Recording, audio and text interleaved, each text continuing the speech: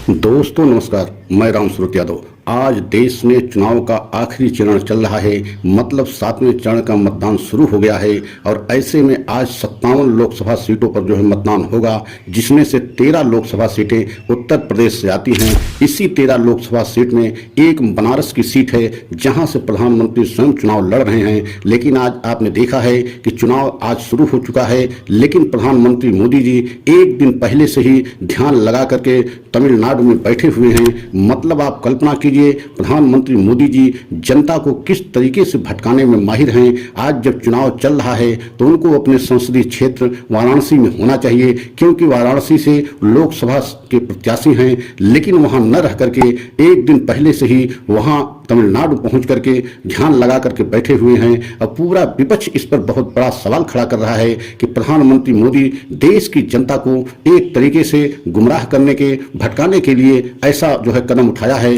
नहीं, उनको वहां जाने की क्या आवश्यकता है। पूरे देश को, जनता को समय समय पे आपने देखा है कि किस तरीके से गुमराह किया है। एक जो है आडंबर देश की जनता के सामने हमेशा लेकर के आते रहे, और आज जब आखिरी चरण का चुनाव चल रहा है तो ऐसे में जो है प्रधानमंत्री मोदी के इस कदम को लेकर के, ध्यान में बैठने को लेकर के, तपस्या पर बैठने को लेकर के विपक्ष बहुत सारे सवाल खड़े कर रहा है। चुनाव आयोग से भी एक तरीके से शिकायत की है और तंज कस रहा है विपक्ष कि क्या प्रधानमंत्री मोदी जी प्रायश्चित करने के लिए गए हैं, क्या वहां अपने जो है किए हुए कर्मों को एक तरीके से प्रायश्चित कर रहे हैं कि हमने जनता के साथ बहुत बड़ा गलत किया, 10 वर्ष जो हमें काम करना चाहिए वह हमने नहीं किया, तो क्या उसी को प्रायश्चित करने के लिए प्रधानमंत्री मोदी जी वहां जो है मौन होकर के ध्यान में बैठे हुए हैं। आज हम इसी पर सिलसिलेवार आपको पूरा सच का खुलासा करेंगे कि 2014 से किस तरीके से जनता को गुमराह करने के लिए प्रधानमंत्री तरह तरह के हथकंडे उठाए और तरह तरह के हथकंडे इस्तेमाल किए और जनता उसमें गुमराह भी हुई। ऐसा नहीं है कि गुमराह नहीं हुई। तो अगर आप हमारे चैनल पर पहली बार हैं तो चैनल को लाइक सब्सक्राइब जरूर करें और वीडियो को अंत तक जरूर देखें,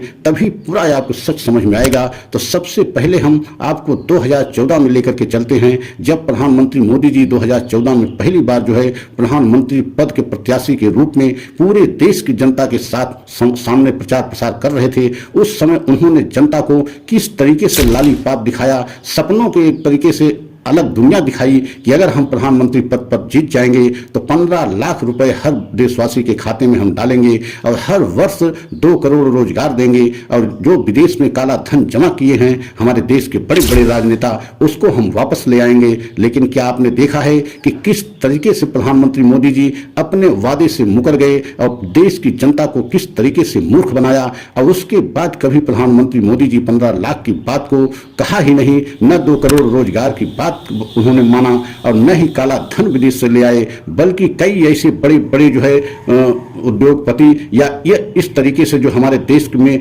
बहुत सारा कर्ज लिए हैं और वह जो है विदेशों में भाग गए, और उनको भगाने में एक तरीके से प्रधानमंत्री मोदी के ही हाथ पाया जाता है या आरोप लगाया जाता है कि प्रधानमंत्री मोदी ने उन सबको देश से बाहर कर दिया और रास्ता दिखा दिया कि आप तब तक जो है बाहर रहिए जब तक आपके विषय में मामला शांत न हो जाए। तो आप कल्पना कीजिए कि 2014 में प्रधानमंत्री मोदी जी देश की जनता को किस तरीके से अंधेरे में और धोखे में गुमराह करके और लालीपाप दिखा करके, सपने दिखा करके किस तरीके से चुनाव जीता पूरे देश के सामने है। और आपने यह भी देखा कि 2019 में किस तरीके से राष्ट्रीय मुद्दा, एक तरीके से आतंकवाद का मुद्दा उन्होंने उठा करके जिस तरीके से बालाकोट में हमला किया गया था और उसके जो है जवाब में जो स्ट्राइक हमारे देश की जवानों ने किया था, उसको एक मुद्दा बना करके प्रचार प्रसार करके देश की जनता को गुमराह करके और वोट लेकर के सत्ता में वापसी कर ली। मतलब 2019 में और 2014 में तो पहली बार प्रधानमंत्री पद के प्रत्याशी थे, लेकिन दूसरी बार भी काम की बात प्रधानमंत्री नहीं किया कि हमने 15 लाख रुपए खाते में नहीं डाला और न 2 करोड़ रोजगार दे पाया। दूसरी बार भी ये राष्ट्रीय मुद्दा को बना करके, आतंकवाद को मुद्दा बना करके, और जो हमारे देश के जो है फौजी जवान हैं जो बलिदानी के लिए जाने जाते हैं, शहीद होने के लिए जाने जाते हैं, देश की रक्षा करते करते शहीद हो जाते हैं, अगर उन्होंने स्ट्राइक किया और उन्होंने जो है पाकिस्तान से बदला किया तो उसको एक तरीके से प्रधानमंत्री मोदी ने भुनाया और वोट में बदल करके 2019 में भी सत्ता में काबिज हो गए और दूसरी बार प्रधानमंत्री बन गए। लेकिन तीसरी बार 2024 में जब चुनाव हो रहा है, ऐसे में आपने देखा कि इस बार कोई ऐसा मुद्दा प्रधानमंत्री के पास नहीं था और महंगाई बेरोजगारी की तो बात उन्होंने कभी किया ही नहीं। और आपने यह भी देखा कि इनके कार्यकाल में, प्रधानमंत्री मोदी के कार्यकाल में देश 50 वर्ष के रिकॉर्ड महंगाई और बेरोजगारी में चला गया। एक तरीके से देश बदहाली में है इस समय और गरीबी इतनी ज्यादा हमारे देश में बढ़ गई कि आज जो है 80 करोड़ जनता एक तरीके से अनाज लेने के लिए मजबूर है। और यही 5 किलो अनाज देकर के प्रधानमंत्री मोदी जी तीसरी बार प्रधानमंत्री मोदी बनने का सपना जो है संजोए थे।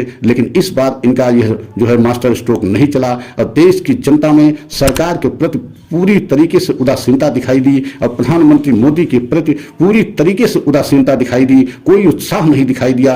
और इस बार के चुनाव में जो बड़े बड़े सर्वे एग्जिट पोल के आ रहे हैं उसमें यही बताया जा रहा है कि प्रधानमंत्री मोदी की बहुत बड़ी हार होने वाली है और बीजेपी सत्ता से बाहर जा रही है। और यही लगता है, शायद यही कारण है कि प्रधानमंत्री मोदी आज जब उनके लोकसभा सीट पर मतलब उनके मतदान वहां उनके क्षेत्र में मतदान हो रहा है, तो ऐसे में जो है प्रधानमंत्री मोदी मैदान छोड़ करके पहले ही जो है ध्यान लगा करके बैठ गए हैं। और कहा यहां तक जा रहा है कि जिस तरीके से 2024 में भाषा शैली निम्न स्तर तक प्रधानमंत्री जी प्रयोग किया, आज तक पूरे हमारे देश में आजादी के बाद से अभी तक कोई ऐसा प्रधानमंत्री मोदी से निम्न स्तर तक जाने वाला प्रधानमंत्री नहीं था जितना प्रधानमंत्री मोदी निम्न स्तर तक भाषा शैली का प्रयोग किया।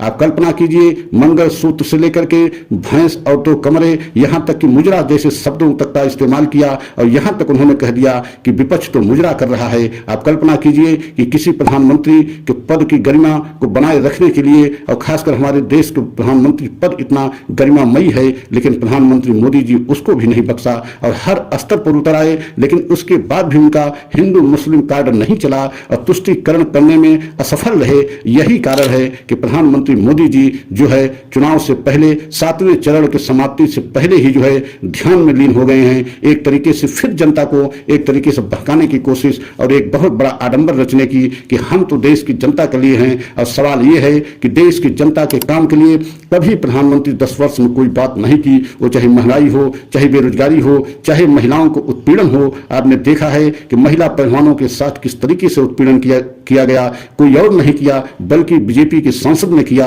और आज भी उस बीजेपी के सांसद के बेटे को लोकसभा से टिकट दिया गया है। तो आप कल्पना कीजिए कि प्रधानमंत्री मोदी के साथ सभी देश के भ्रष्टाचारी आज उनके साथ खड़े हैं। जो विभिन्न पार्टियों में भ्रष्टाचारी थे, जिनको सबसे बड़ा भ्रष्टाचारी कहा जाता था, वह सभी भ्रष्टाचारी आज प्रधानमंत्री मोदी के साथ खड़े हैं, उनके साथ बड़े बड़े पदों पर बैठे हैं। तो ऐसे में अगर प्रधानमंत्री मोदी जी ध्यान लगाए बैठे हैं तो इसका मतलब क्या निकाला जाए? क्या अपने द्वारा जो 10 वर्षों में उन्होंने जनता के साथ अन्याय किया है, जनता के साथ कोई काम नहीं किया है, जनता के खुशहाली के लिए कोई कदम नहीं उठाया है, तो क्या उन्हें सबके लिए प्रधानमंत्री मोदी जी एक तरीके से प्रायश्चित जो है कर रहे हैं? और प्रायश्चित बहुत बड़ी सजा होती है। अगर कोई अपने अपराधों को प्रायश्चित करे, अपराध को स्वीकार कर ले, तो यह बहुत बड़ी सजा मानी जाती है। वेद पुराण में भी इसको कहा गया है कि कोई भी व्यक्ति अगर अपने जो है अपराधों को मान लेता है, स्वीकार कर लेता है, उसके लिए प्रायश्चित करता है, तो यह सबसे बड़ी सजा है। तो क्या प्रधानमंत्री मोदी जी प्रायश्चित कर रहे हैं या सचमुच में ध्यान में बैठे हैं? ये तो आने वाला समय बताएगा।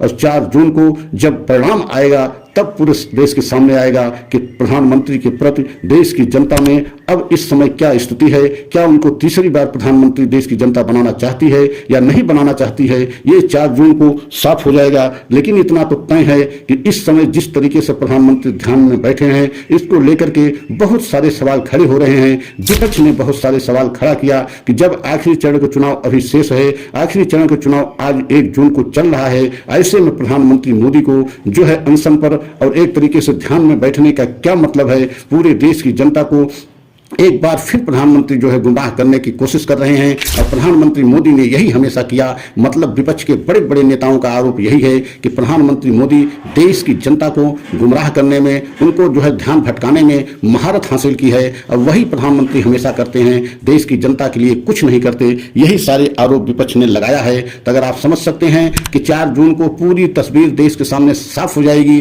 कि प्रधानमंत्री किस तरीके से देश की जनता को भटकाने में, गुमराह करने में सफल हुए या नहीं हुए ये अलग विषय है, या सचमुच में प्रधानमंत्री ध्यान में बैठे हैं, ये सारे सवालों के जवाब 4 जून को मिल जाएगा। लेकिन उससे पहले जिस तरीके से उनके ध्यान में बैठने के सवाल जो है ऊपर सवाल खड़े हो रहे हैं, तंज कसे जा रहे हैं, उससे तो यही लग रहा है कि प्रधानमंत्री मोदी को ये कदम नहीं उठाना चाहिए। अगर हमारा यह वीडियो अच्छा लगा हो तो लाइक सब्सक्राइब करें, कमेंट के द्वारा अपनी राय हमें अवश्य दें। अगला वीडियो पुनः लेकर के आएंगे। जय हिंद, जय भारत।